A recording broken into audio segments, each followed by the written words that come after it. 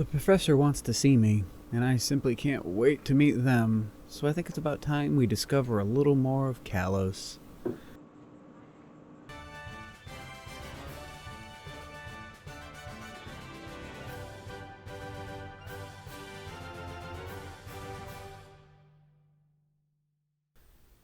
Or I would try if more friggin' kids weren't constantly getting in the way. Why there was one trying to play bouncer to what looks like a public park is still beyond me. Who the hell are they to say who can and can't go by here? I don't see a badge. But she saw my shiny new one, though, and let me by. She also gave me something called an EXP share. No clue what that is, but it has a switch, so I guess I'll just turn it on and see what happens.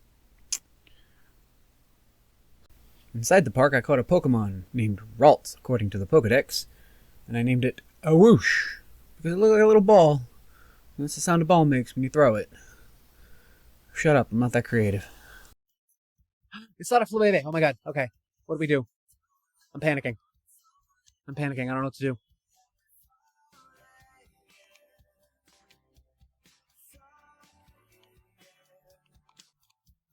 Can we catch it? Ah, damn! Yes. You know what? This is actually a good whoosh. What was it? Double A? Double W. A whoosh. Because if this evolves into a Gallade, which is what I'd prefer, got little fins on its arm. That, like, whoosh, you know, so that's a good whoosh. Speaking of kids, there are so many here. Where are their parents? The number of children, some of which are practically babies, is honestly startling. They're just approaching me with such confidence and thinking they can fight. I guess bravery is nice, but it doesn't feel good to beat up a baby. Is Kalos French for no adults allowed? I did see one grown up. Hoped they could answer some questions, but nope. They just wanted to fight too. And also had a baby. You know, Professor, it feels pretty counterproductive to not be able to get a hold of you or know where you are when there's supposed important business to discuss. So I just kept wandering around. That was until... Oh, look! 2 more kids stopped me. I reached down as if I was going for my Pokeballs ready to battle, but these 2, surprisingly, didn't want to fight. As a matter of fact, they said they did the same thing for the professor 2 years ago, and they were going to show me the way to the lab where I could find him. I was so excited to hear that I may actually be close to what I was looking for that I could have hugged him. I didn't, because that would have been hella weird. But I coulda.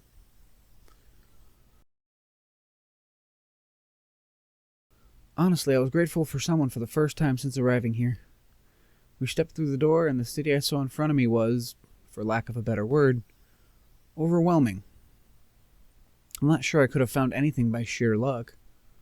At least until I did find it, because then I realized it was pretty obvious this building was important. But help or not, we got there. Apparently he's on the 3rd floor. So let's face this man once and for all. He wasn't quite what I expected.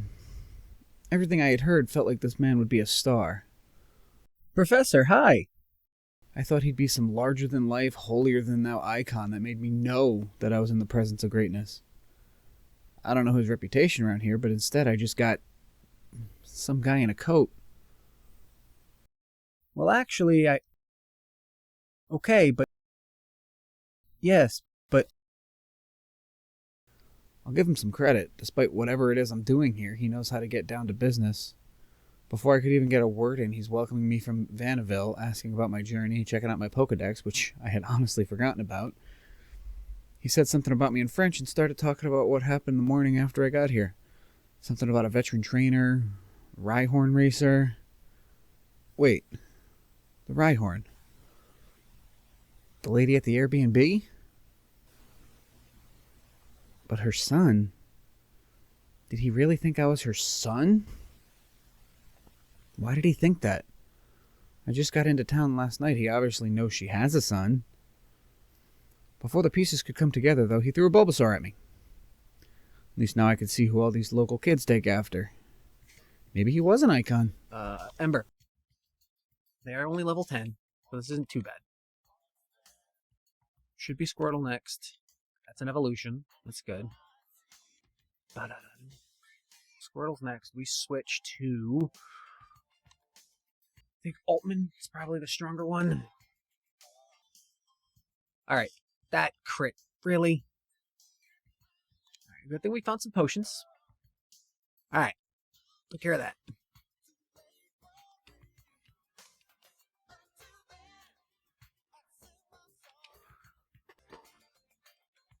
No, I'm burned. No, I can't do anything about that.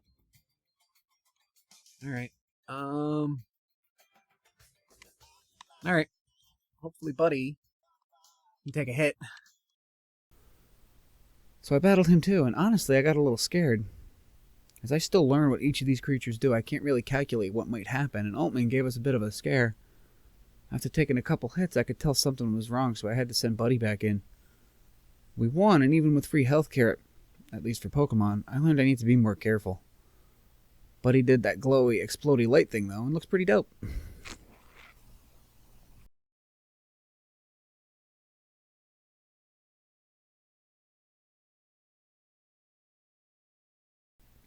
Then he let me take a Bulbasaur because reasons.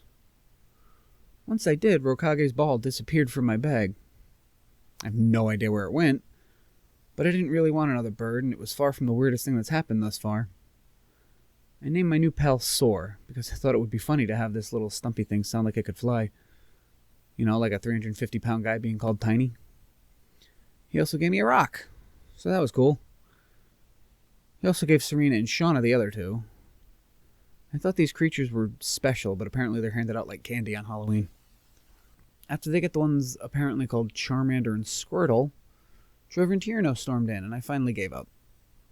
I took a deep breath, stopped trying to get a word in, and just waited until everyone shut up. But they wouldn't. They never shut up. Instead, the professor just kept going on about Kalos' biggest mystery, something called Mega Evolution. Apparently that glowing and exploding light I experienced was evolution, and now they've discovered a different form of it, but don't know anything about it. Which is why he recruited 5 kids to study it.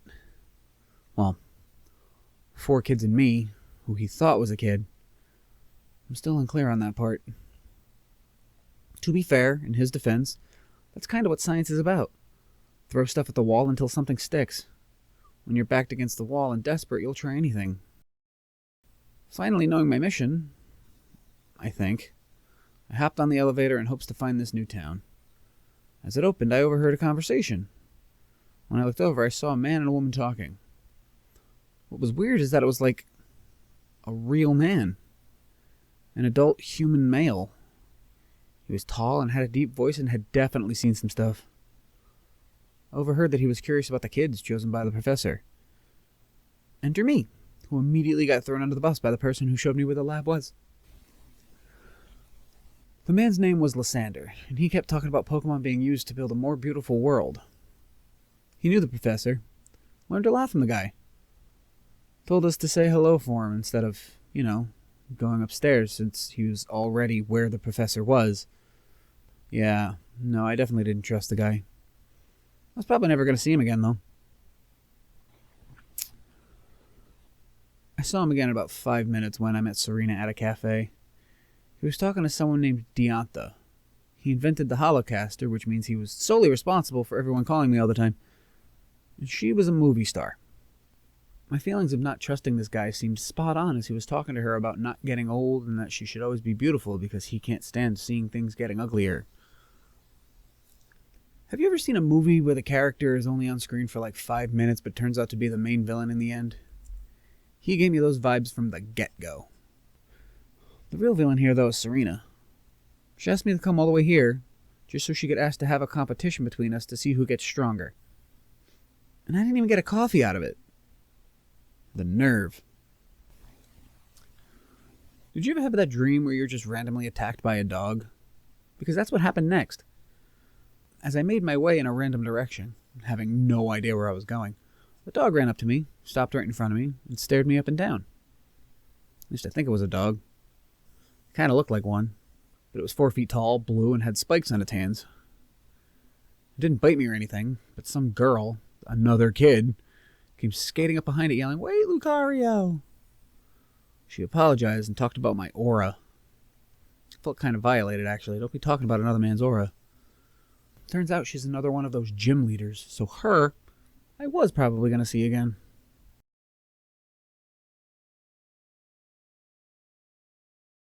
There's 5 of them. How is this fair?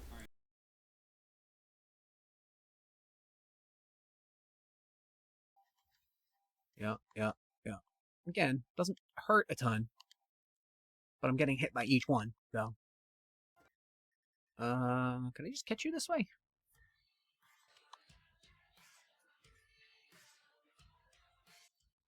I guess we can. All right. Has a small heart and brain. Grogu? And I got the G, so. Guess we'll go with it. All right. Not long after that, I ran into Trevor and Tierno yet again, except this time Tierno wanted a battle. I didn't even know he knew how to do that. Even now, I'm still not sure he does because he keeps using the word dancing, but I think he's having fun, so good on him.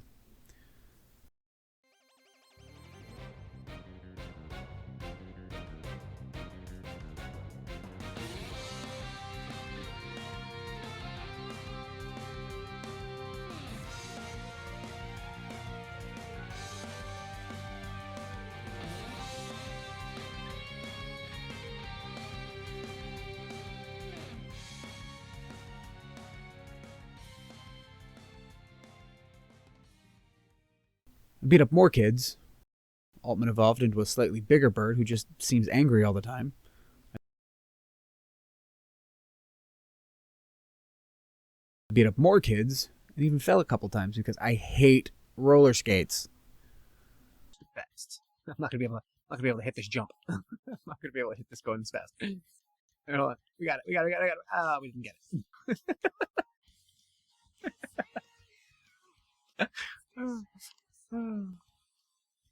Here's our new challenge for the day. Screw the Nuzlocke. Now it's trying to hit this freaking this rail at 300 times speed. Yeah. Yeah. Aha, we got there. All right. Sweet. No. Oh, crap. All right. All right, hold on. Here we go. Yeah, all right.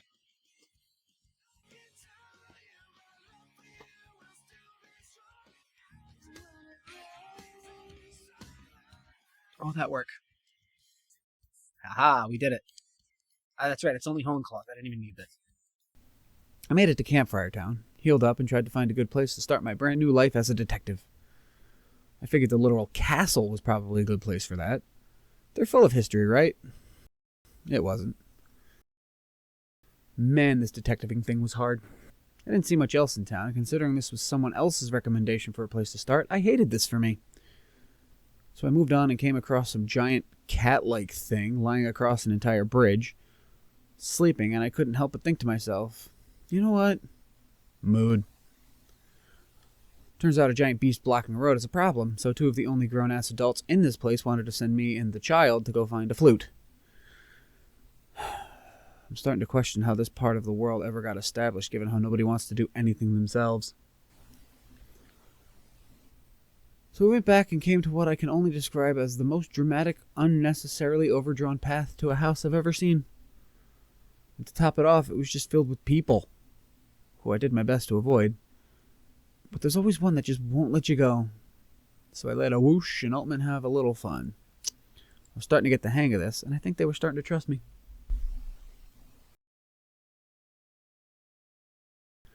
As me and Shauna reached the second castle, we were charged $1,000 apiece. And credit to her, she was ballin'. She handed it over and didn't even bat an eye. We went in, and instead of a flute that we were looking for, or information, we were met with an emergency that there was a dog missing. Or a Pokemon. A Pokemon dog? Frofro was missing. And you guessed it, I was the man to find it. I had never been to this place and had no idea what a frou-frou was to even know what I was looking for, but clearly I was the man for the job. We got to the garden, and while looking around, there was free stuff. I for sure got my $1,000 worth. Plus, hey look, A dog. It kept running away as we approached it, but luckily Shauna came in handy for something and kept it contained while I could corner it. As we did, conveniently, that's when its owner showed up. And as a thank you, to the dog, I think, we were rewarded with a fireworks show. In the daytime. I don't love fireworks, and Shauna made it super awkward for everyone involved, which was just me. So I had no fun.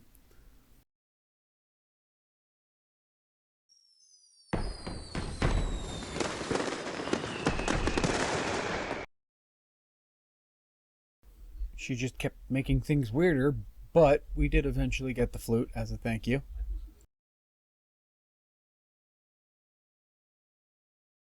As I headed back, alone and uncomfortable, I got lost.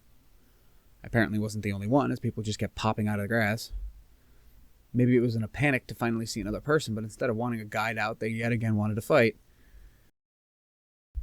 Bright side is that Soar evolved in this whole thing. He's got a kind of flower on his back now. These things are kind of neat. Okay, alright. No. Really? I mean, I guess that's better than what I could have had in the little bushes, but still. I guess we'll catch a centret.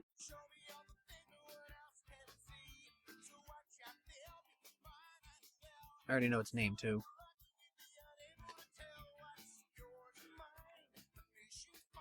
Your name is Bullet,